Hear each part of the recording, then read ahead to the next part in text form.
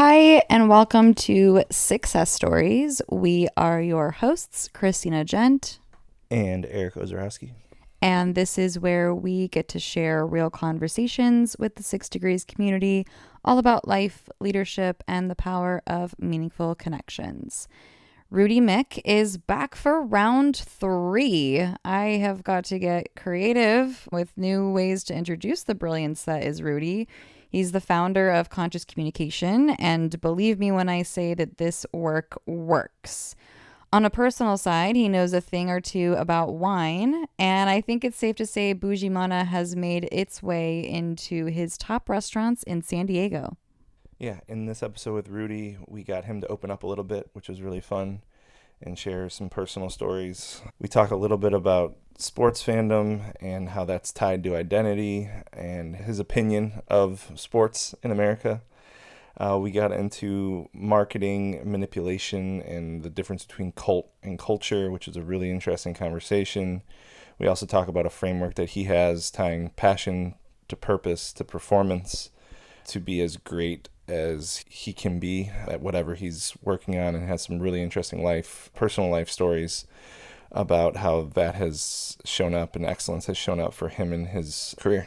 Yeah, this episode was much more aligned with my goals and the moose that I had from the last episode that we had with Rudy. So it was really nice to get a little bit more personal and dig a little bit deeper into who is Rudy Miick. So please enjoy this episode of Sixcess Stories.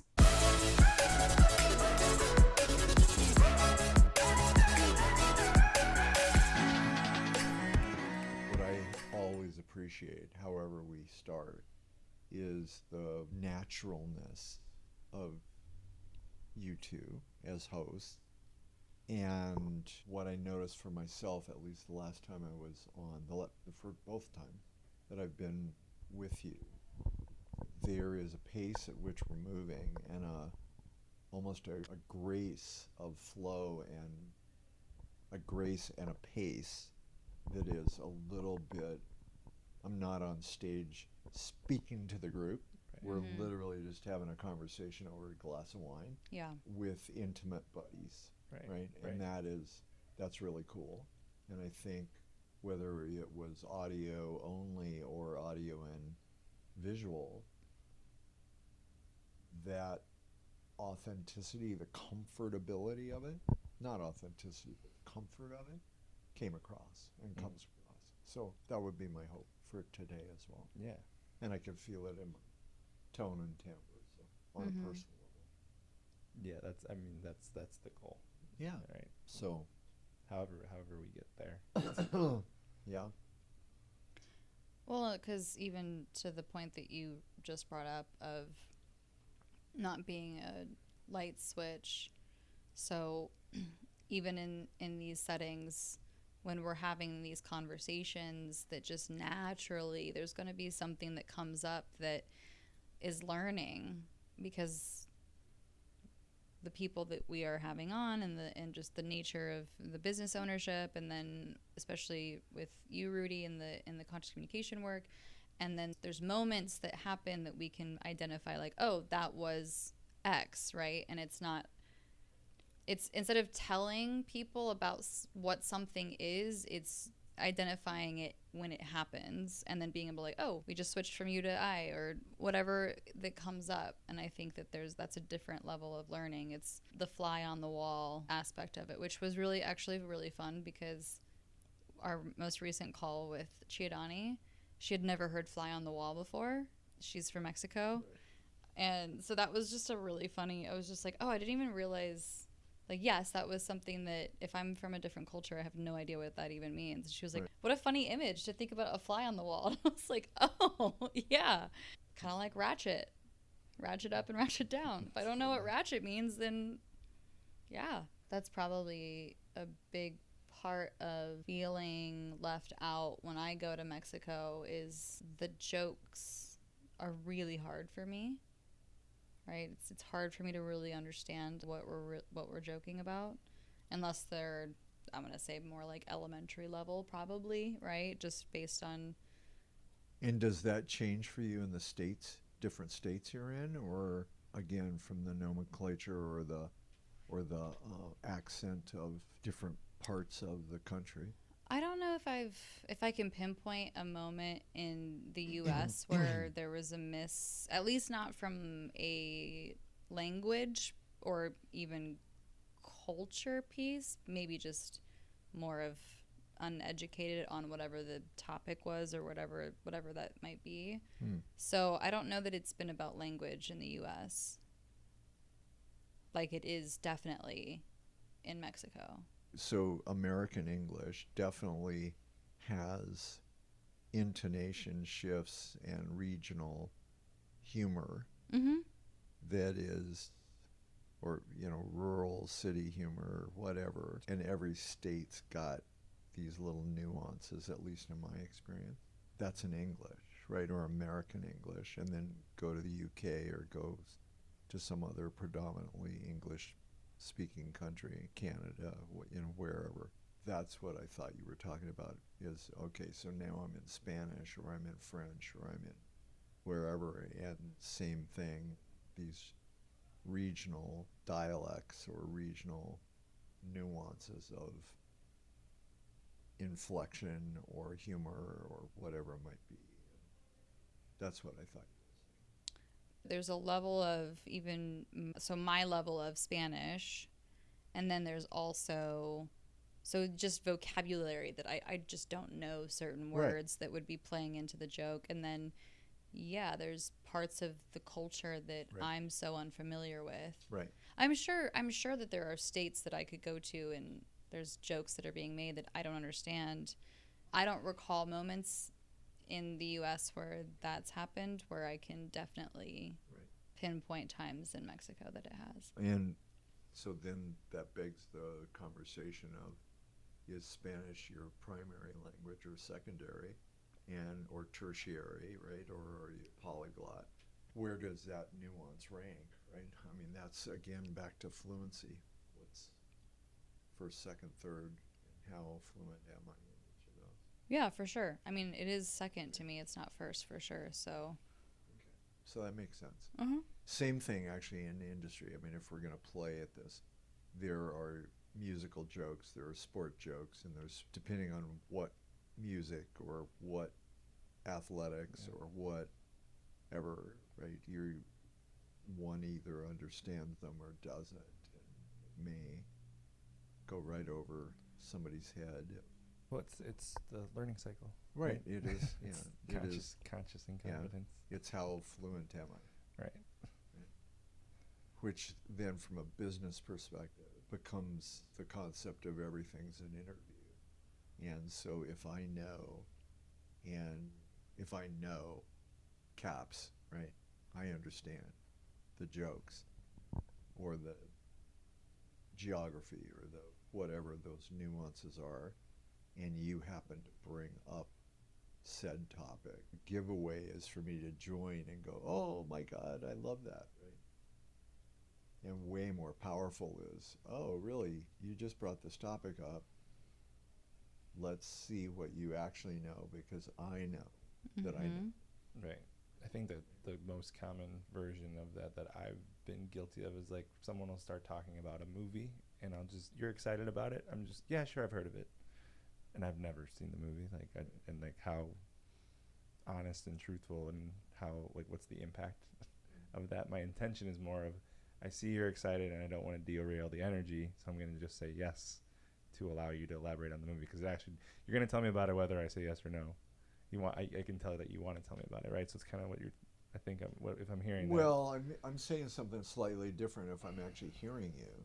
What I think you just said was, I may not have seen the movie, but this person with whom I'm speaking brings up the movie. Fine, if they want to ramble on about this thing, great. And then I've got to make up a story of whether they're authentic or inauthentic, or they're what they took away. I mean, here's what we know is whatever they took away as a big deal for them has validity for them. We may not have the same experience, right? But I don't know if I haven't seen the movie. I was saying something different. I was saying, the time where you would have caught me in, oh, you've said you've seen it? Okay, let me see if you've actually seen it. Right. That's what I'm talking about. Right. And I'm saying the only time that I'm aware that I would be caught in a lie like that, where I kind of blow smoke about. You're agreeing that you saw it, even though that you haven't. Yeah. Yeah. I don't do it as much anymore. I don't like. Oh, whoa, yeah. So that is a blatant lie. Right. I'm not saying go there. I'm saying because if I'm literally discounting the truth, that now the question is, okay, well, if I'm an employer, if I'm actually leading an interview, and I say, geez, I haven't seen it, tell me about it. That's actually a lie. So now, where is the validity of values or purpose? What I'm saying is something just subtly different of, I'm not saying I don't know. I'm saying, oh, wow, say more. What about the school did you love? What about this instrument do you love? Or, oh, you're talking about guitars. What kind of guitars do you own? Or you're talking about clarinets. What kind of clarinet do you own? Right? If I have knowledge about this thing that you happen to bring up, right, I simply go, oh, I'm interested. Tell me more. Right. To check the truth and validity of the depth of knowledge. Yeah. Yeah, the depth of, oh, I say this thing is really my big passion, or a statement of truth. Oh, I went to grad school here, or I lived there. Oh, okay. Or I do this sport, or it doesn't matter, right? I read this book. All I'm talking about is being interested, because here then is some shared knowledge, and that in a typical interview, we as the interviewer tend to give away the knowledge of, oh, I get that too, and it's a free pass to the applicant, as opposed to, oh, cool, okay, this is something the applicant brings up, let's explore it. How is that person's truth close to my truth and my experience? And I can find out really fast, based on my truth, then however much I'm sitting. Right. Right. Because I could be full of it too, right? I mean, that's the flip side. For sure. So I think the example, we were saying the same thing. I was just like, the time that I've actually done a version of that is. You've lied. I've lied about the move. So, and because part of it is like, when have you seen this movie? Yeah. You're not really asking me if I've seen it or not. I'm like, you want to tell me about the thing, and I've learned, there's been learning for me of like, no, I don't have to lie. I can just say no, and they're still gonna tell me about it. So there was a really weird or interesting kind of internal like, oh yeah, I'm gonna agree, so that the same result happens. Yeah. Right. And I think what the interview version of this is, so maybe I'm specifically thinking of like a virtual interview where like you can see the background of my desk and you see this baseball or something, and then I go, oh, I love baseball, because now I'm trying to, or in a sales call, I'm trying to almost make contact, right? Oh, 100%. Like what we talked about. Sure. But it's inauthentic, and then I can actually catch the person being inauthentic by the knowledge. Or it is authentic, right? Yeah, I mean, or it's this true. This is like what you just named as interviewing 101, right? Is I'm walking, whether it's a sale or a job application or whatever the heck it is, especially in sales. Oh, notice the photographs, notice the diplomas, notice what's on the desk. No, and likely there is a connection, right? If there is a connection. If it's genuine. Yeah, if it's genuine. So my learning, because my shift was to stop saying, oh yeah, it was more about, have you read this book? Do you know this person? And mine was fear of looking stupid. Oh no, I haven't read that book, and it's a business book, and I guess I should have read this by now.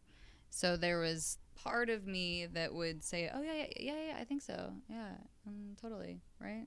Well, watch Jimmy Kimmel sometime with interviews on Hollywood Boulevard, and it's a slippery slope of, oh, how'd you vote on the election today? Oh, there was no election today, but they set up a question and play right to what you just named. And it's like, oh, there must have been an election. I can't look stupid. I'm going to lie. Right. Yep. Right? Right. I'm saying something subtly different that is when, and again, only in an interview kind of a process. Yeah, I hear you. But interviewing at a party, right? I mean, basically, it's like, okay, Everything's here's this an interview. conversation. Oh, say more. Wow, you have my interest. Oh, I'm intrigued. Mm-hmm. Say, oh, here's some school, or here's some town, or here's some beach, or here's some surfboard, or here's some sailboat, or whatever the thing is that this person. What intrigues me is when a passion point hits.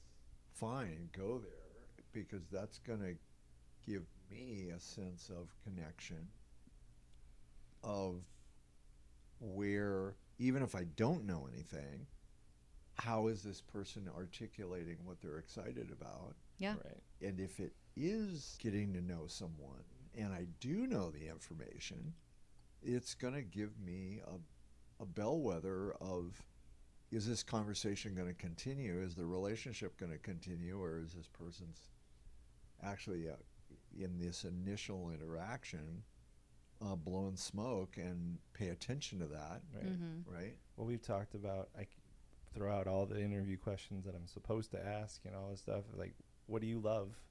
And then why did you pick the thing that you love? Does the person get excited about it? Do they smile? Do they light up? Right. Or to your point around just what's the reaction around the, Well, we could have an entire interview on that question. oh, right? 100%, as long as I tie the passion point to, well, how does that show up then at work? Professional. Right. Right, as long, Right. right. I mean, now we're on the edge of what's legal and not legal to Right. inquire about. What state or place in the world are we living, right? Sure. So, but yes, I mean, the short answer is yeah, 100%. Because I'll learn, we will learn way more about this person from that passion point or excitement point. That's Yeah. actually really interesting. I'm thinking about myself in that scenario of what is the thing, if you were to ask me what I'm passionate about. I think most of our members by now know that I'm a ginormous Chiefs fan.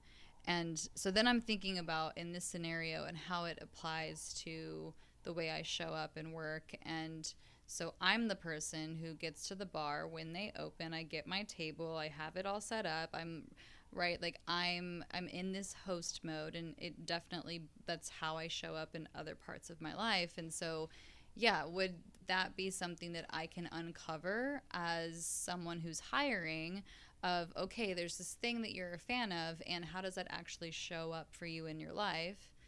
And so for me personally, it's like, oh, the habits that I have for this thing that I love definitely bleed into me being a host, me being more type A, being super on time. I want my table because that's my table at that bar, right? There's things about those habits that mirror how I show up. I hope nobody jumps off the podcast for this, but who are the I'm so not a football guy, but who is the big arch rival of the Kansas City Chiefs? I mean, I guess the Bills are probably who. Yeah, Okay, I'm gonna so go with for that. you, okay, so for you, if somebody goes, oh, screw the Chiefs, the Bills are where I play. Mm-hmm. All I gotta say is 13 seconds, baby. Right. Well, and/or can you join with, oh, we both are raging fans of football. Right. Right. Right. How can we? Right. Or professional sports. Right? Yes. Yes. So How, there's the yeah. meeting. Yeah. Right. Create Or is contact. the interview over and the whole company's got to be Chiefs fans or Like, oh, you're a Bills fan? Get out. Get out of my Right. office. Right. You're done. Interview's over. Right. No, I wouldn't do that. One of my best friends here, Anjali, shout out, she went to KU and is a KU fan. Granted, not as a ginormous college sports fan that I am, so I'm usually telling her if KU won or lost. But no, it's not like that. with me. Okay. It's really hard to really know Christina until you've seen her watch a football game, because it's a very, very passionate, very glued to the TV. And I've cried a lot. yeah, Both happy and upset.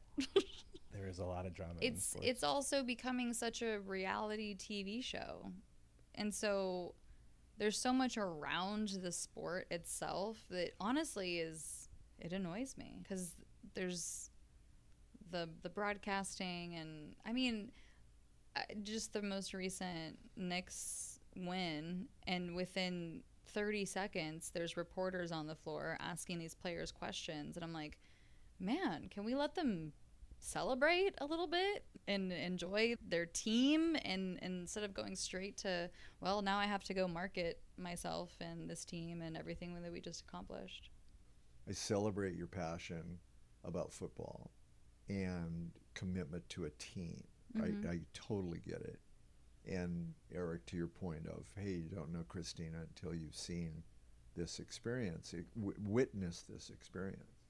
And your statement of tears of joy and man, I get it. And then the dark side of that, the flip side, is how dare those sports or those events become ever more dramatic and ever more popular, because all they are is numbouts. These are gladiator games. So that's a place we probably don't want to go on this podcast. When you say that's not a place we want to go on this podcast, what's the why behind we don't want to go there? Because what can we do to be positive? What can we do to be an articulate part of our nation and our world of work and our success as a community, and to be conscious? And so and then here's the contradiction in everything I'm sitting with is absolutely celebrate a great team. Absolutely celebrate excellence. Absolutely celebrate dance, culture, and sport, and all these things, a great wine, right? Celebrate that and stay awake at the same time of, it feels to me like we're getting culturally to a place of a delicate balance. Mm-hmm. That's all. Well, Yeah. not to go too far down that rabbit hole, but the thing that was probably more on my radar with the way that you feel about specifically sports, and I hear the dark side. Appreciate you sharing it. Actually, not just sitting and chewing on it, but specifically AI, and how AI just goes, well, here's the autocorrect, and here's how everyone says it, and all of a sudden, as a collective society, we all just communicate the exact same way. Right. Yeah, that can be the case. And please hear, and I hope the audience hears as well, because I'm not a rabid fan doesn't mean I'm not a fan. It's like excellence is excellence, man. Yeah. And at the pro level, or here's the irony, right? At a super pro level, mind-blowing magic happens and incredible talent. And the irony is, here's a little 3-year-old kid or a 8-year-old kid or whatever age Pop Warner football plays or whatever it's called at this stage. There's equal magic, right? A kid that falls in love with whatever sport, doesn't matter their gender, right? The sport is irrelevant, as well as suddenly, here's the juice, and my life changes because of it. Man, that's something to celebrate.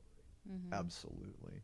And then how do we take that passion and guide it to purposefulness, Right. And keep getting better? Would it be? That's my stuck place. Yeah. Would it be fair to say like the business of sports is part of what you shared? Like the business behind, rather than the personal athlete story of achieving excellence. Well, no, I think even the business of it, the business of, no surprise here. So we're talking about pro sports. You happen to bring up football. It could be any pro sport, right? Name the game, literally.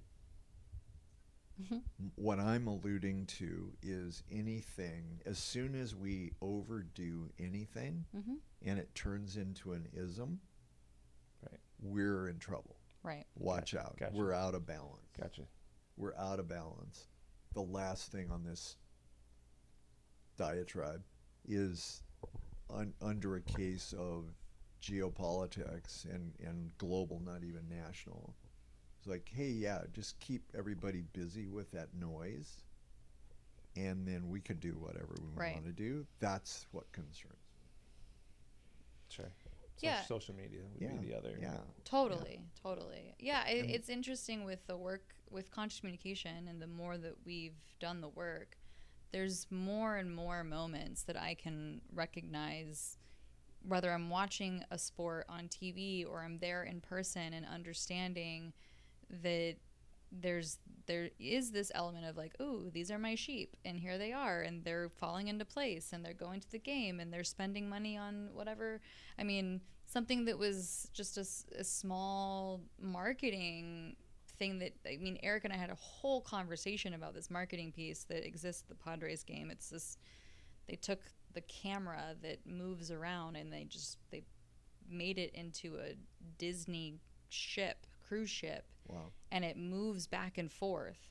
And here, to your point of these young kids who are in the audience, and it's supposed to be about the sport, and here I am selling all of this shit to these kids and to the parents and to whatever, right? Because it's a game, it's the money, it's the business, it's the let's distract.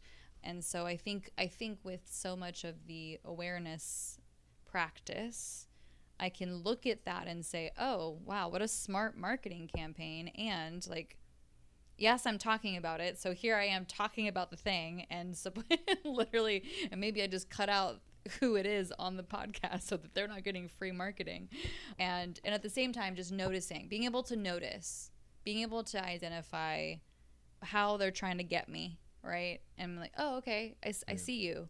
And I can identify that. And I'm not going to fall for that. Right? And maybe it's not like fall for it. I don't want to fall into being a victim of it. But I think the more I can see it, the more I can like, oh, okay, I'm aware. For any of us, how much is too much is such a relative question. And welcome to the complexity of, I mean, for some of the folks listening, what I'm saying is too much. Right? It's sure. Like, oh my God, you're being as... It's a game. Right, no, 100%. So it's like, okay, well, where... And there then we have the opportunity of, within a company or a community or family or whatever level of system, where is balance? So the too much of this, we talked about contact and how there's this when this overlap happens more from the drama triangle context, but I think I'm actually hearing it in a different instance with too much contact from the wrong motivator, creating a diehard fan in almost a negative connotation. Well, so yeah, so thank you for what's the over. Well, you just flipped a switch for me, so thank you. This is not brand new news by any stretch, and some folks listening are gonna go, well, duh. Right? But and bravo if you do. I haven't said this in a long time, but the process of what's the difference between culture and cult? Yeah. Because cult is the root of culture. Right. And it seems to me, and if we take a look at the values of 6 Degrees or the values of Miick, or culture and definitive values begin to be a dialogue of and a question of what is center, what is right, what is the move. And cult is do what I tell you to do. Right. Is, let me prophesize, let me share with you, right? And so there's this, come and be involved in conscious communication.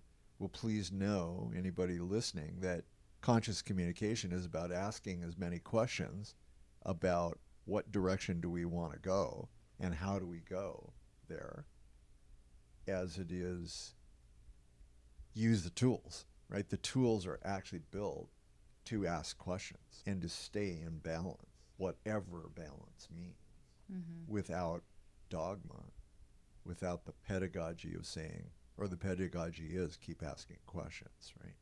So $50 words of here's how we behave, right? We ask questions and we keep checking, because there is a shadow side to safe space. There's a shadow side to conscious communication. There's there's a shadow to the Ten Commandments. Right. So pay attention. So he is putting some whatever the cruise line is on the camera line, Yeah. right? Whatever ship we're selling or castle we're selling that's on the cap is like, when is the camera moving? Too much? Or should it just, we're wasting space. We actually could put a sign on that space. Welcome to the United States. We could put a sign on the camera and sell the space on the camera, which is exactly what we're doing.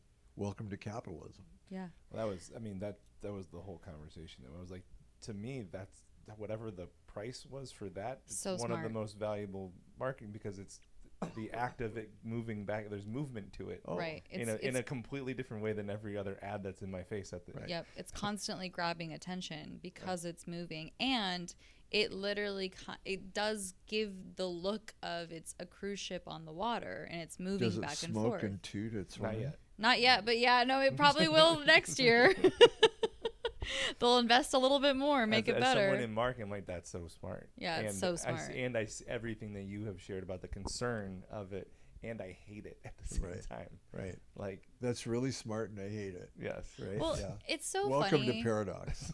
how much you hate certain marketing things. I guess if I were to break it down as to why you hate it from my experience of knowing you, there is a disconnect on aligning with the brand, I guess, in a certain way, because so much of what you have shared that you don't like is when things are just kind of more random and don't really belong. Either my logo's on something random, or it's like this venue that's created specifically just to be Instagrammable, Right. and to pull in influencers. I have an idea for you. Okay. As bad a football fan as I am, hopefully somebody hears that I know something. Here's every time we hit the number 6, so the first touchdown of the game. If you could buy, as the two owners of Sixcess, That would fit. 36 Success. Wait, that is 36 Success. Rudy. Thank you. Yeah. I'm gonna take off with that. Okay. Damn it. We literally had here in this venue, in this mic drop, we literally had a football related. It was a football themed holiday party. I don't know if we showed you any of that content, but it was. You did. It was beautiful. So It was. so fucking cool, you guys. It was so cool for anyone who didn't get to go. It was beautiful. Oh yeah. It really was. And so, yeah, we literally, Eric, a didn't- touchdown. We didn't have Just- A success at- touchdown. we didn't I have know, success but at the 6 time. degrees. So, unfortunately, the Chargers are no longer in San Diego. It's a really Well, good But, bummer. right? That's fine. But imagine, right, for a company like yours, who cares? Obviously it's going to be the Kansas City Chiefs. Yeah. But it's like if you could convince somebody to, here's the board space on the big Magatron, whatever things, Yeah. whatever they call that. Oh, 1,000%. Success. So, Yeah, success, touchdown. well, so Chiefs so- success. So one, actually, I do actually like. There's that. your logo. there's your logo. I like Oh, when by- when things fit. I like when it aligns with the brand. Yeah, right. of course. And Who then, doesn't? So a lot of people just go, well, no, we're gonna spend a bunch of money. We're gonna throw our logo on it and Yeah. go, cool. Yeah. Look at us. Yeah. And so, but when I say I hate it, from a sports, I went to Lambeau Yeah. Field in Green Bay. There are 3 advertisements in the entire stadium. If I'm sitting in the bleachers, they are 3 Miller Lite signs. That is it. Yeah. And there was something so pure Yeah. about that. So when I say I hate it, it's like I'm looking at this thing going back and forth, and if I just zoom out, there's 3,500 other exactly. advertisements. it's Right? just Like everywhere. Times Square, It's just noise. Japan, like Right. all of the, whether it's just like all of Yeah. this stuff. I'm like, This is insane. It's just noise. And why is Lambo only those 3 advertisements? Exactly. It's owned by the people. It's not owned by a business. It's not owned by a corporation and some big shot billionaire. It's owned by the fans. Well, there you go. What a concept. Oh, by the way, the Chargers would be great because, oh, by the way, their colors are what? Blue and yellow. So even the branding, branding This is works true. perfectly. Right? Yeah. They're just in our division. I know. So. I understand. Doesn't matter. And I realize it's not your team. Right. Well, they're literally in the division. When you talked about rivals, I could have gone 2 different ways. Is it the 3 other teams that we're literally in the biggest competition with consistently, or is it so Chargers would be Again, this is not I know, don't get me started. What the heck do I know, right? What's a story that you're willing to share that's personal, that's fun? Most of the time when we have people on, we get into this whole background of like, where did you grow up and all these things. And I think part of the reason why that hasn't happened with you on here is because of how well we know you. And so sometimes it's like, the last 2 times that we've had Rudy on, we didn't really get to know Rudy and who he is. How well you think you know. Well, right. Yeah. We know a sliver of our experience of you. So what's a fun story? It doesn't have to be dumb. I keep learning, so there's lots of stuff. I was on Richard Nixon's inaugural float. Wow. And in the Oval Office on January 20th, 68, as a 18-year-old. Did you get to shake his hand? Yep, more than once. Wow. What was that experience like? Just not just shaking his hand. No. Yeah, the shaking his hand. Was it a wet noodle? And this is, it's inauguration day, so before anybody knew what anybody knew. I'm old enough that this was back in the days of Vietnam. And I was recruited to actually play music for a profession. And literally the day after high school was on a plane to New York and went into production, building a band and building performance for 3.5 months, and then we went on the road. And that was the summer of '67. It was at a time where Students for a Democratic Society were doing protests, and weathermen were setting off bombs, and the hard, long-haired left, if you will. Mm-hmm. And this group was probably center-right to right, which would be center-left at this stage in history. But at that point, the producers had worked out a political agreement that whoever won, Democrat or Republican, we would be on the inaugural float of the presidency. Wow. And I got picked out of a couple thousand people in the musical group to be one of about 25 kids that were on. And I say kids, we were literally, the youngest of us were 16, 17 years old, still in high school. The oldest were about 24 or 25. I was 18. Mm-hmm. And I got selected to be on the float in the office and back to Washington numbers of times in those years. Why'd you leave music? Because I realized that I was an A- player, or kind of at worst maybe B+. Okay. I had a lot of talent and always had, but because of the talent, took it for granted and didn't work as hard as I could have worked, probably. I mean, that's the dark side.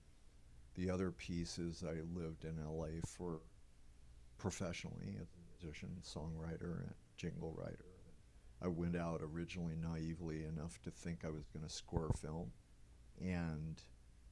but went out and sold songs, had a publishing deal, lived there for 8 years, and what I could do, played at a really high level and did studio work and stuff, and made a living. I wasn't poor by any stretch. And at the same time, what I could do in 2 hours was way more than 99. I mean, I made a living better than a living in one of the three big music cities in the world. So yeah, there's skill. But what took me 2 hours, I was working with guys that could do in 20 minutes.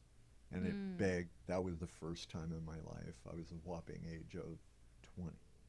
No, 30 years old.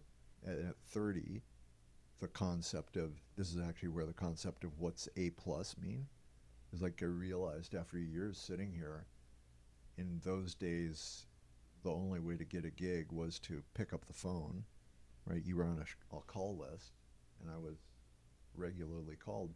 But if you missed the call, there are 50 people right behind you, Sure. right? And if you miss the call and they show up better, you're out of work. You're done. Yeah. Right? Not the next call's not So coming. this is fear and love, right? Way before I had any sense of that. But the work was that urgent. So you're living on the phone without a cell phone. But the big deal was, yeah, I'm good and I'm making six figures. I'm doing really well.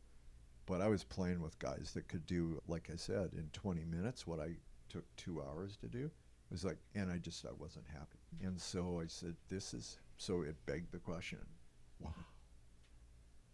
with deep appreciation. Hey, I've pulled this off. And at the same time, what is A plus? Mm-hmm. I'm not a C player, and I'm working as hard as I can work, but at best, I'm maybe A minus, certainly A or B plus, but I'm not A plus.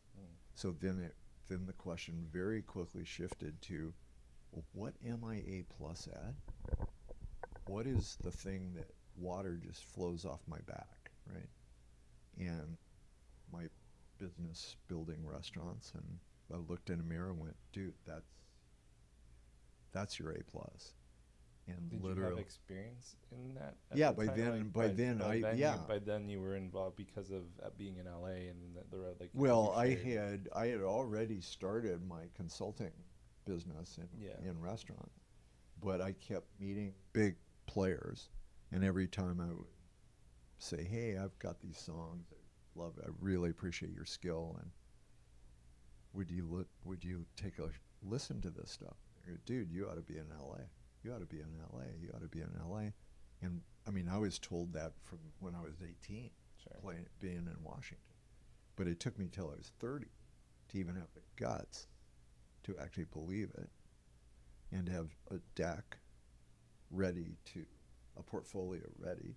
But I had opened bars with this clear intention of, let's open our own bar and we'll have a place to play music. Sure. Right? So, I mean, it was these two big passion points. And so by the time I had moved out there, I'd already opened 9 successful restaurants and was able to leave because that would be my, quote, fallback. Well, it's interesting. This is the first time that I'm hearing A plus be somewhat, what I'm hearing is it's actually tied to discovering what I'm good at. Passion leads to purpose. Yeah. To, oh my God, I love doing this thing. Yeah. Right? It wasn't like building a company, building a restaurant in this particular case was something that was just a job. No, it was a juice. I mean, it's theater, right? A restaurant is theater. It's production. It is music, right? When the restaurant is moving well, it sings. Right, and the first thing you notice when stuff is, or I notice, when the restaurant pitch changes, the pitch in any restaurant, there's this right-on pitch. Yeah. And the second something starts missing, the pitch drops. It changes. Mm-hmm. Yeah, I've experienced it. Yeah. It's the first thing that I notice, and so there's that piece. So passion evolves to sense of purpose. Oh my God, and then it's like, where is your juice? What is it that excites you? And many, many other folks would tell the next level of that story is right at that pinch of time of, well, what does A plus mean? Somebody else didn't ask that question, and just goes, man, I am right on this edge and I'm ready to stop, that's actually when you go. This is actually feels like a little bit of a new thought. Yeah. I've never, you guys just let me bubble up, and I've always equated the music piece to what is A plus. And there's some part of, whether it's music or restaurants or sports or whatever it is that I do, to performance. In is music, is it an audience, like, so performing for an audience? Is it like, I think for me, the context is building the stage, actuating the performance, and then post-production. yeah, So whether we're in the studio, there's post-production to finish. If it's on stage, it's post-production. Not only are we breaking down to go to the next stage, but we're anticipating and debriefing what worked, what didn't, facilitating, same exact thing. right, Get ready, perform, facilitate, right? Today we spent the whole day there. right. Perform, debrief, make tomorrow more effective than So today. And then restaurants are a stage play. Restaurants are a soap opera. Restaurants are romance, yeah, right? Yeah. And it's really complex. And tonight's the show. and tonight, this shift, this lunch, Yeah. this dinner, this breakfast, is the performance. Did we rock it, or did we just slough by? There is an intensity, even if it's calm. Mm-hmm. There's an intensity, and there is a, I will say, demand. If you're on the team, expectation and demand to play, perform. And if you don't, what are you going to do differently tomorrow? Because all of us have an off day. But make sure you get this. It's not a garage band. We are practicing to play at Carnegie. Right. Wow. And so that's where all those stories and all those metaphors in my life show up. It's like, don't mess around. You want to play? This is where we play. Mm-hmm. And that, ironically, is the Kansas City Chiefs, or the name your team. Sure. And so there is this, and if for some reason they don't play at that level, okay, well, guess what? That is disappointing. So it's all the same stuff. Mm-hmm. Okay, so in the lab today, so John was someone who shared his learning about how he loved directing, and he was great at being able to ask questions to get the actor to say the line the way that John wants that person to say the line, right? Which is such a thing in acting. And I remembered that same exact thing. I had to take one acting class or one directing class, and I was like, I can't tell you say the line like this. So how do I do that?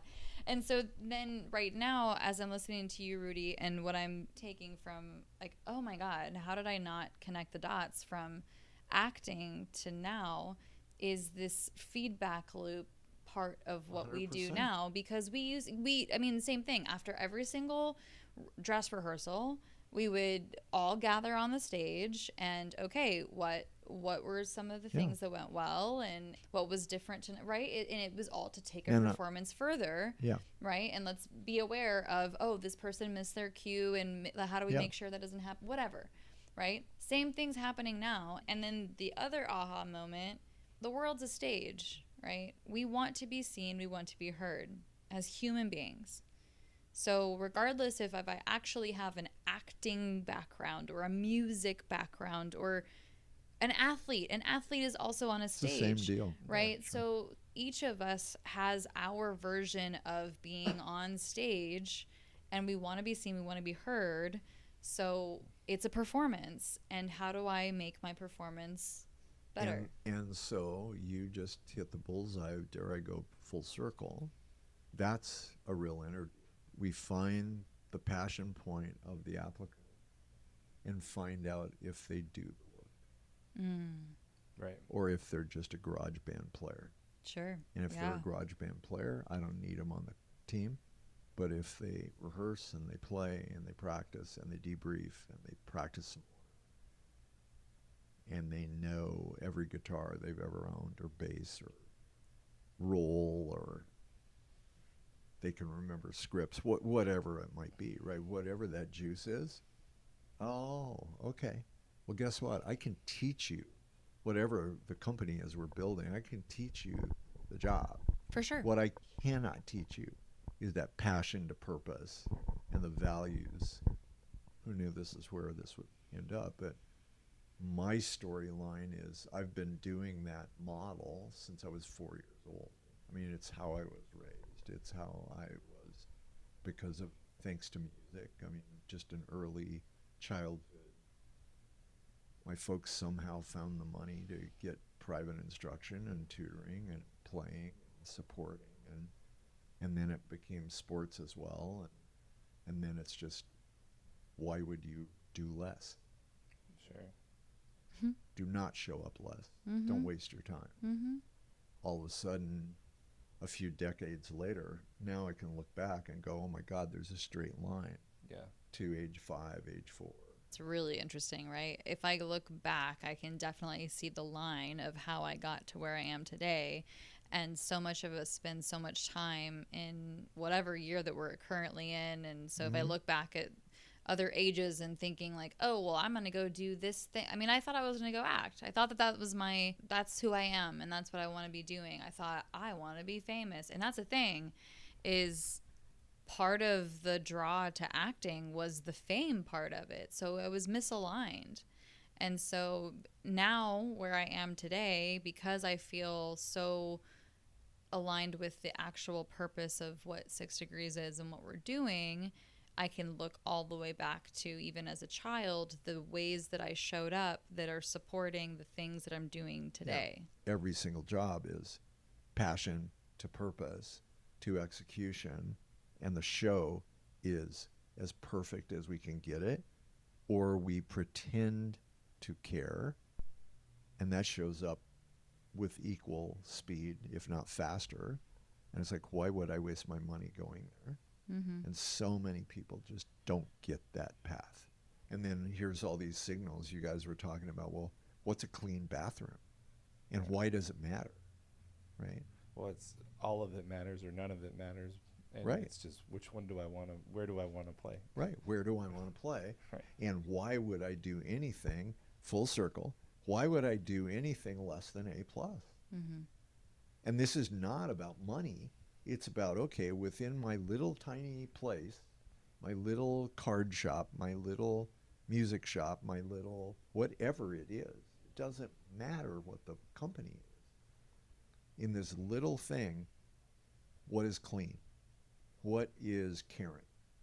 What is professional? Right? Are the tools set up in order? Do I know where the tools are and what's all this stuff relates? I mean, it's all. Yeah. Well, I mean, from the full circle of, call it clunky, of just your habit, our habit, I think understanding like, oh no, when I create stages to perform on, I think part of this podcast is a little garage bandy. Uh-huh. Right? And I think that makes so much sense to me, just in this context. Mm-hmm. Well, so here's the Grateful Dead versus the Rolling Stones, right? I could make the case, please don't kill me out there, deadheads, right? That one of the things that, right, the Grateful Dead is a little bit looser than the Rolling Stones. Uh-huh. But make no mistake, they practice that by design. By design. It is by design. Looser, longer, 20-minute single song, ongoing, or 2-hour song versus here's a riff and we're done. That's jazz, right? Same deal. Jazz is, it's just go up and start playing. And people who play jazz, if they're at least B or above, they know how to come in and do and perform jazz, right? So there's like a looseness to that. It's not the same song and it's not the same chords and the same whatever. It's not the concert that's been mapped out. So maybe. Well, yes and no, but so here's what great jazz players are playing 15 hours a day. They're practicing. Yeah. And then they perform, and then they go practice and work on stuff. Yeah. And there is Some players play by ear, but most are most are schooled. Mm-hmm. But that is, right, or name the bands that I have no clue of in the moment. Red Hot Chili Peppers. There you go. We already have a hot take from one of our members who hates them. So the process, though, again, I mean, this is where practice, performance, post-production, more practice, improvement comes from. This is where what's our look, what's our sound, what's our rhythm, how many bass drums do we have, how many kicks do we have.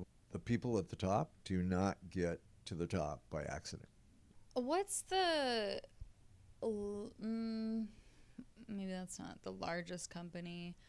I guess when I think about companies that end up very on the corporate public traded, I think about companies with very strong purpose and values, and they tend to be more intimate, smaller companies. And maybe because I'm just not super familiar with large companies, that it is part of the culture. So I'm just curious, I mean, from either of you, if you're familiar with companies that are like, oh no, like this is one of the biggest companies in the world, and like the values are very apparent, and it is the type of culture that there's. So your question is like, what's a bigger corporate company, Fortune 500, Fortune 100 that walks the walk of purpose and values? Yeah, that actually can we can say they execute to. Well, here's a sneaky, funny little fact: is the Fortune 500 floats. Most of them that were on the list 20 years ago aren't even in existence, and certainly aren't on the list now. So, what was excellent is the free throw. What's my purpose? Apple comes to back. I guess I would be interested for you. Where does Nike fall with? Because there's some of this, like theatrical, very like significant. Oh, huge, right? With I'm blanking. What's his name? Who's the owner? I am actually so ignorant of Nike specifics, but absolutely. The values of Nike are a very big part of their story. Obviously, the culture is a real deal. It's a big marketing piece. Marketing, because I think that's I heard. I think I was a little either distracted or I was coming out of something whenever you Rudy were talking about marketing. And so part of my question is because of the marketing piece, right? If I think about, so you're bringing up Nike, and there's this big talk about values, and is that all just part of marketing? What is actually going on at Nike? So there's been movies and it's been documented, but Phil Knight, these are the 12 principles of Nike. Okay. So it was actually very much founded on, this is what I believe. Yeah. And then the marketing part of that, the fact that I know that, is an interesting piece. Absolutely. Right, but I think what came up in the leadership lab today was around a lot of times marketing, the values that a bigger company or corporation, a publicly traded company has, turn into marketing material that don't actually live and breathe within the organization. They get put on a wall, and they're alluded to, and rather than actually put into practice, was I think what you caught part of. Yeah. So I was just curious about that. The frustrating part of dealing with the Comcasts of the world, the Verizons of the world, is the marketing promise is this, and I make a phone call, or any one of us make a phone call, and the staff that we finally get to is actually doing their best at an individual human being level. Sure. They're actually people trying to accommodate, trying to work hard. And because of the principles and, dare I say, policies of the company, or the silos that people are put in, even though people are trying hard to get to the answer yes, they're unable, their answer is no. Or the company policy at the company level, this amorphous thing we can't even touch, is no, even though all the marketing is yes. And that's where brand promise versus brand experience interplays. Right. And we could go right down a litany of, here's the brand promise, here's the brand experience. which companies, yes or no, hit the bullseye with what they said they'll do with what they actually do. And now it's all just marketing noise instead of what are the actual values.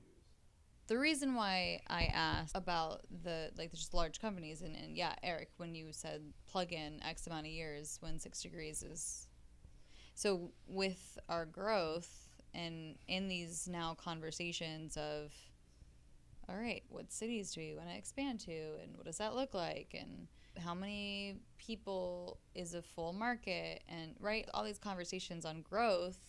It's like, okay, and the balance of, yeah, I guess I think about like, oh, like people who grow to a certain sizes. I don't know. It's I guess there's fear in the growth part because of not wanting to lose any part of the values piece. I've facilitated projects with, as a subcontractor to my friends, my colleagues that work in the Fortune 10, right? Work in companies with 400,000 staff, and they'll talk about working at that company for 3 years, 4 years, 5 years, and you can't even feel the needle change, right? There's nothing. Performance shifts, but you can't feel it. You can't see it except in little one-off examples. And oh wow, Rudy, what? In terms of the right? I mean, yeah, 'cause that's right? Yeah. Versus, oh my God, you're so fortunate to work in this company that has 500 people or 300 people or 200 people or 50 people, right? Because the change is visceral, right? You see it every day. You hear the language change. You see decisions change and stuff. So, oh wow, it's so cool, right? But regardless, the performance shifts, even in those big, in the American Expresses of the world, in the Tesla world, any of the companies that were named earlier, $2 million line item, $3 million line item, that doesn't even show up on the financial statement. Yeah, it's a rounding error. It's a rounding error. Right? I could lose $2 million and not even show up. Right. And for you guys, it would be life and death. Right. So, what is small and what is big? Sure. And then the IRS, anything below 500 million is considered, in gross sales annually, is small. That's a whole big bandwidth from 499 million to 250,000. A lot of room. There's a lot of room.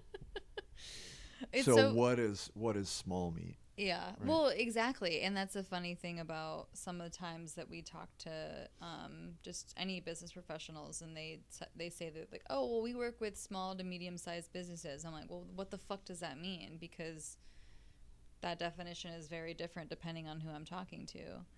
But anyway, I mean, just to kind of keep it on track of this point. I'm still wondering what your question is. Well, I don't know that I necessarily had a specific. I guess I don't know if I have a question. Unless it's about the values, right? Well, values and action. Well, I think It's the more- question I'm hearing is, how do we continue to grow within intention and care and live the values, have the values be prominent and be part of the culture going forward? That's a choice. As we continue to grow. But Eric, Sure. it's part of okay. what I was going to say was, it's literally what you shared during Patty Wilson today, of what your fear is of letting go of certain parts of the business, and because it's our baby, right? So how do we continue growing? But I need to get, I'm aware of that. I need to get out of that drama triangle with myself. Yeah. And it is literally holding us back. Yeah. But it's the same thing that I'm talking about, right? It's like, ooh, like if we start growing too big and now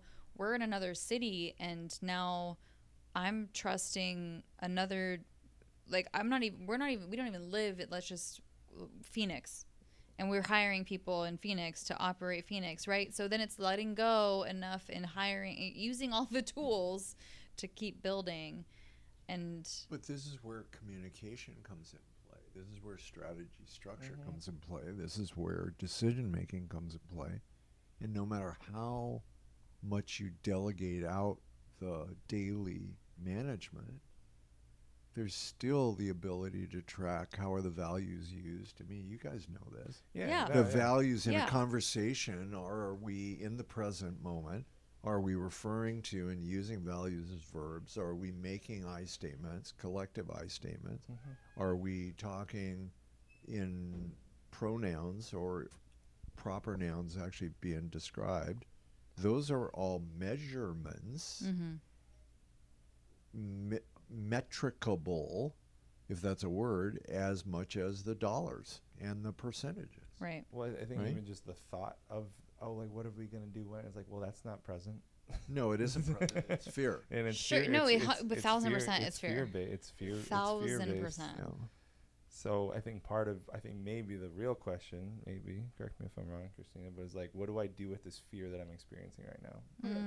Sure. Well, and you shift it from fear to being present and asking the question, how, in what way? So we are going to grow. Now, how do we make sure?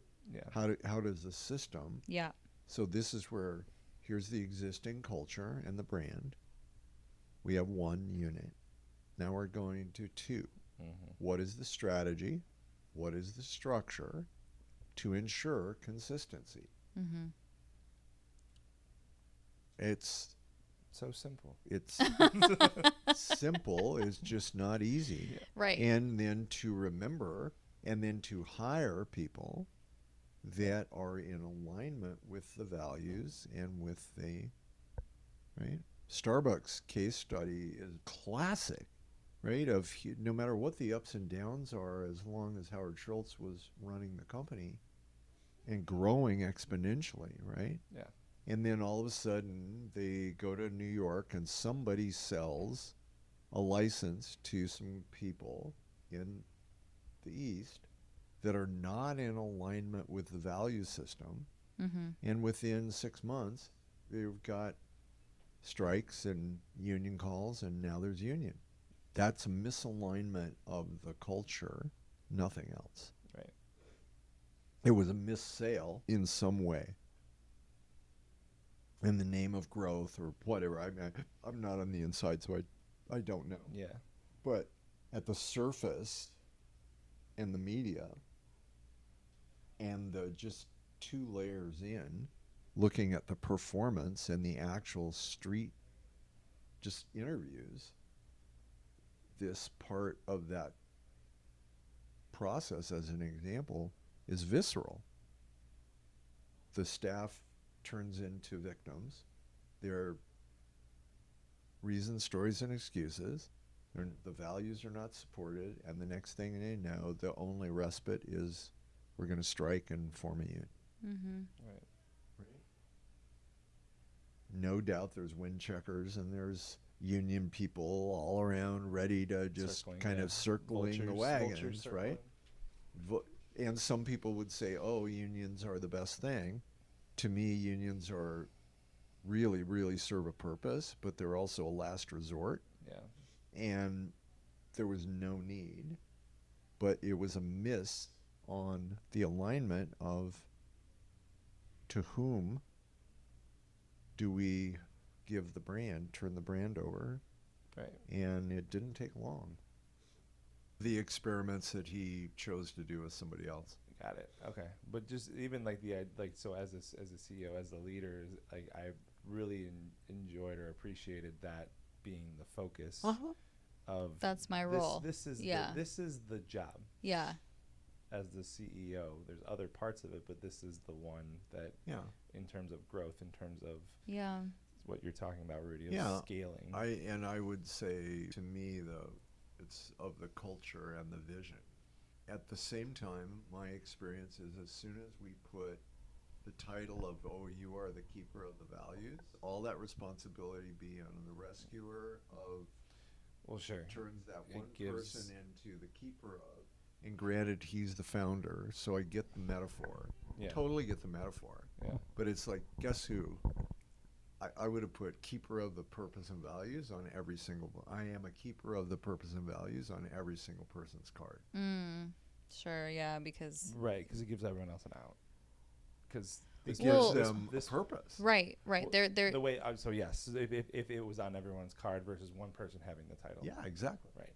because by taking the title, I'm actually Right. deflating the potentially potentially right? deflating or on one level, instead of empowering. On one level, it's just a name. Right. On one level, it's just a title.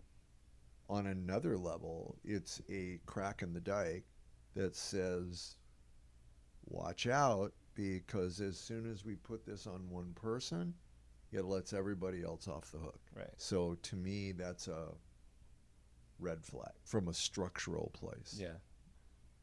What's a nice little reinforcement for ending this session? That each of us is a keeper of the purpose and values. Each of us is a keeper of a vision.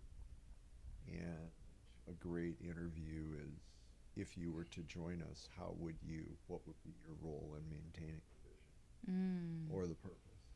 Each of us in this room, or whatever the experience is, like I'm part of creating the experience, whether it's a 30,000 foot or 30,000 fan stadium and I'm all the way up in the nosebleeds, like I'm still part of creating the experience. Oh, I sure. think that perspective applies to what you just said, Rudy. So I do like that. The sports Sure. analogy. So if I'm having a bad day and I'm sitting down while everyone else is cheering, that's part of the experience.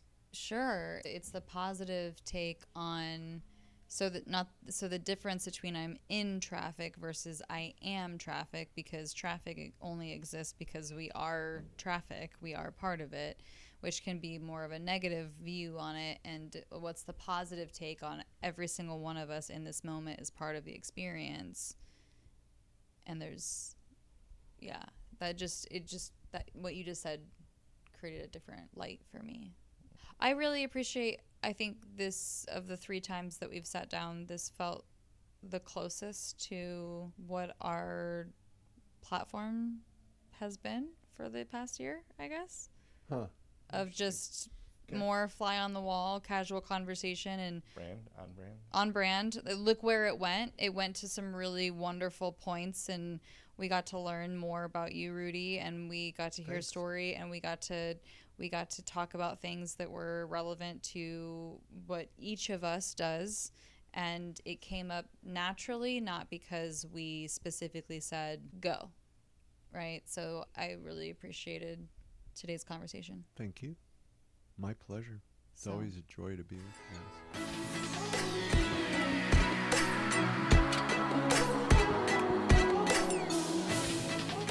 I'm wondering if it's time to reassess Dripify. Why do you say that? Looking at the data of our new members from this year, they've mostly been from introductions. And then if I even go through everyone on the prospect list, there's a handful of people in the pipeline that have come from Dripify. It's come from me reaching out. I just wonder if, because to be honest, the amount of times that I have slacked on responding to my LinkedIn messages, I mean, it becomes overwhelming how many messages I have in there. And I also feel like, as much as I worked on narrowing down who it's reaching out to, it's still pretty broad. And I just wonder if there's a more manual or different approach that would be more effective and a better use of my time. I don't know. I don't know if that's true. I'm curious if there's just more of a reassessment that needs to take place. Yeah, I mean, we definitely should reevaluate it at this point. If we can't say it's brought us X amount of new members. Because what it's definitely done is I meet a ton of people, but is that actually a good use of my time, or is there a more targeted approach of what you and I have talked about with even the team, is just identifying who are the companies, who are the businesses, how do I just like look up more about values driven, purpose driven, mission driven, the type of companies that we would get really excited about.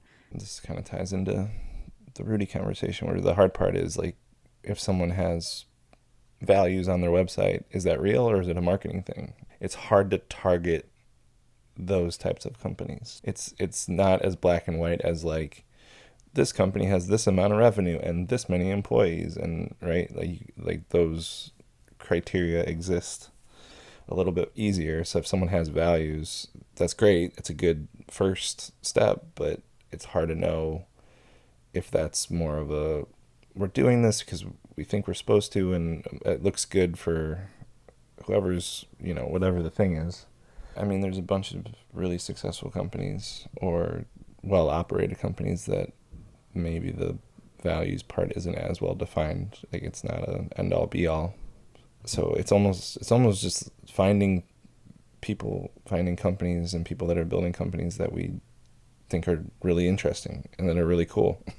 Yeah. And I'm just wondering if, I mean, I know that the social media thing is a game and it's this whole thing, and we can't count on it to drive new members and revenue. But I'm just wondering if the efforts that are being put into something like Dripify, where it's like this big outbound thing, and I'm meeting new people and I'm having these conversations, and it's been wonderful. I've met so many cool people.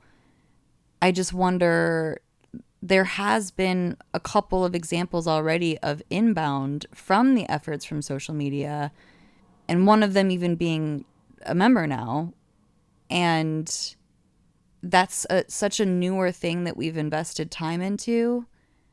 And it's already, I guess, it seems like it's already producing more than this Dripify approach. So Dripify built your LinkedIn following and your LinkedIn connections, right? Sure, yeah. I mean, that's what it did, if we look at it that way. And so, yeah, maybe it's not worth investing in continuing to do that at this stage. It's investing more time into being strategic about what's happening for the people that you've already connected with, rather than doing more. Yeah, that's a really good point. It's just shifting.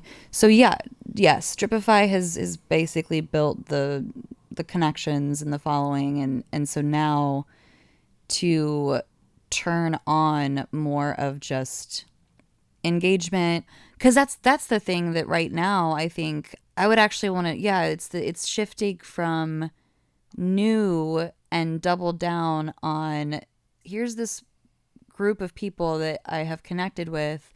Let's be very strategic of, these people are really interesting. Their companies are really interesting. Look at what they're doing. This is so cool. And then commenting and posting and respond, like all the things that can lead to just more visibility with those people. Yeah, I mean, I'm just pulling up LinkedIn right now. You have 10,000 followers. That's cool. I didn't know I hit the 10,000 mark. I mean, I haven't. That's something that I'm not really paying any attention to. But yeah, I mean, it just might be a switch. Well, yeah, I mean, we've talked about the other thing with, so great, you're meeting new people every week, and, a handful, it's, 3 to 5, whatever it is. How many of those people are you reaching out to and connecting with again, and how are you nurturing those relationships, right? Like, it's one thing to just play the numbers game and just like keep meeting people, but at some point we have to go back and be like, all right, you met X amount of people, how many, like, there's at least 5 to 10 of them that's like, oh no, I need to make sure that I'm staying connected to this person because they're great, or they inspire me, or I think they could be a member, or they can open up a door for us, or we can help them in a really positive way, whatever it is. We've talked about figuring out a better way to do that, because if it's the 2026 version of cold calling is what Dripify is doing, right? And then I can play the numbers game and I might get lucky and hit, a small percentage of that. But with what we've talked about is like, no, it's relationships. So if I meet someone, like, how do I go deeper, and how do I build a relationship with a handful of the right people that I've met? Yeah, I definitely agree. I think I wonder, I mean, just as I can always get Dripify again if I want to. And I think honestly, like the current campaigns that are running on it are close to being done anyway. So instead of running a new campaign, I think it's just turning that off and not paying for it anymore and shifting the efforts into exactly what you just said. Who are some really incredible people that I want to go deeper with and continue to work with and see, and then more engagement, more personal, just from my account, just engagement overall, I think would be a really smart move. Yeah, it sounds like that's where we're at. LinkedIn's about to be the new influencer platform. I have mixed feelings about that.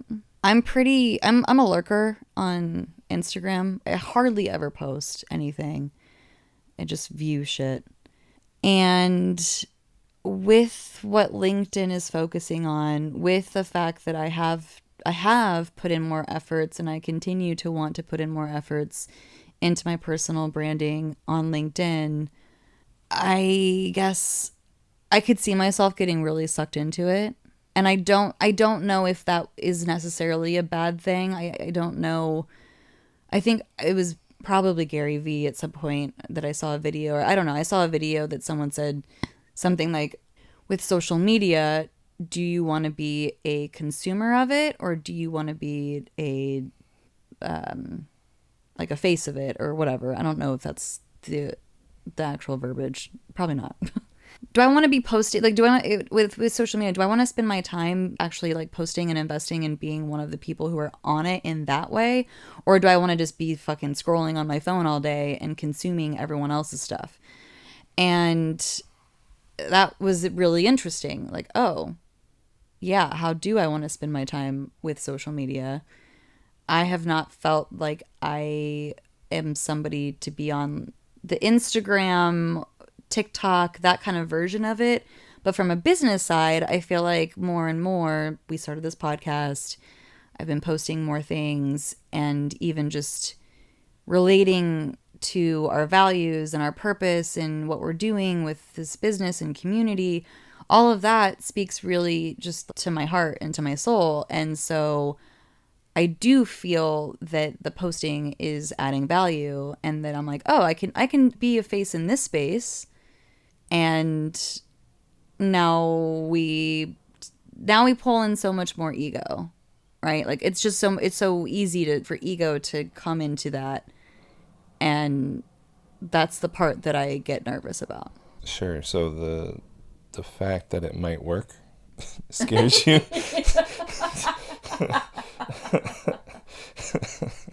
What if it works? What if we were successful? Yeah. Or what if you were successful specifically, because it's your LinkedIn and your brand that we're talking about. Well, okay, but then I guess I don't know. I guess I don't know if that's bad. I'm trying to think of like, well, okay, but then does that mean that the identity of 6 Degrees ends up just being Christina Gent instead of 6 Degrees being 6 Degrees? It's bad one way or the other. It just is right now. We are the brand. I guess like when I think about Nike, I don't even know. There isn't like a face of Nike to me, right? If I think about Apple, like, yeah, does Steve Jobs come to my brain? It is possible but I didn't really, granted, it's a little bit before, it was before social media is social media. And yeah, I don't know. I mean, okay, so the Savannah Bananas, I freaking talk about them so much, it's insane. I mean, they do kind of have a face, and at the same time, they do have like some main characters.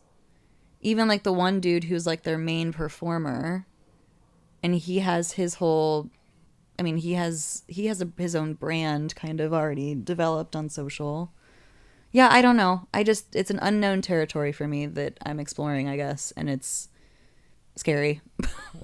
What's scary? I mean, part of it is like, we're compared to just any of the companies you name, we're pretty small. Well, yeah. So there's times where the brand outgrows the person, right? Which is Savannah Banana, but like Jesse, whatever his last name is, like he's a guy in a yellow suit. Like that's his shtick. That's his thing. And he is the face of that company. He's the owner, is the CEO, whatever. He's the face, and they complement each other, right? Yeah, I mean, it very much, yeah, I understand. I'm literally comparing ourselves to these ginormous brands. I guess I was just trying to think about companies that start, like, did they start with the person and then, like what you just said, the company, the brand outgrew the individual.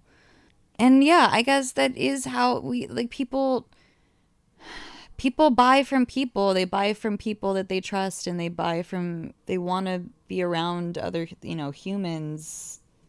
So to start with the person and then have the brand and the company end up being a bigger story than that one individual. Simon Sinek has a whole, the start with why thing, but people don't buy what you do, they buy why you do it.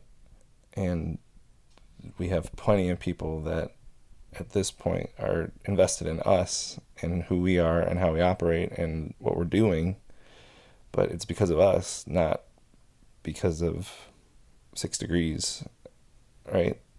And hopefully 6 Degrees is still adding value, and what we're trying to create is, or what we've created is a community that supports each other and all this stuff. But at the end of the day, it's people are investing in the why behind it. So the more that people understand you and me and our story and our motivation and our passion for it, then the more that they're going to connect with it, and the more that they're going to want to help and be involved and connect people to us and want to see it grow, right? All of that's true. Well, you just got to keep my ego in check. That's all I'm here to do is feed it and then cage it. It's an animal. We just gotta tame the animal. Ooh, what's its name? I don't know. Because then we could just refer to it, and then it's not as I could imagine being less defensive. It's your ego. I think your ego should decide the name of its ego itself.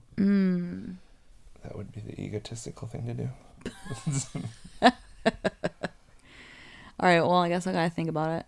In the meantime, Put her there, bub. put her there, bub.